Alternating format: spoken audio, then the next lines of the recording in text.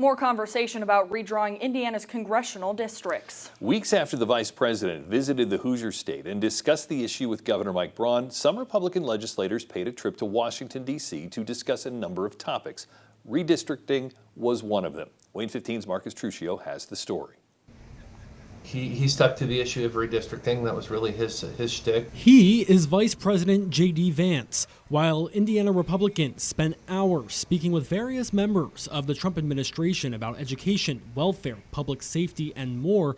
The vice president focused on the possibility of redrawing Indiana's congressional map. He did a very good job of stating the case and why we're even having the conversation, the importance of the conversation, and what Indiana's role in the redistricting conversation could or should be. The redistricting discussion is going to be really tough. I think that was one of the big takeaways.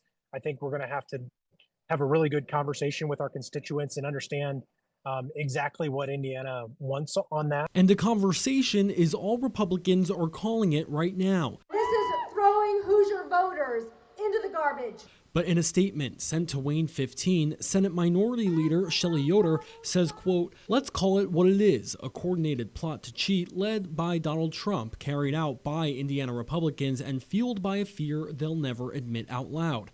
They already drew the maps, they already stacked the deck, and still they want more. Why? Because they know they're losing the people and losing the vote," end quote. But Republicans say this isn't necessarily because they think Indiana needs a redraw, but they believe the nation as a whole needs more Republican seats. California, Illinois, a lot of solidly blue states have really corrupted the system. What the administration is challenging Republican states with is that we have to push back.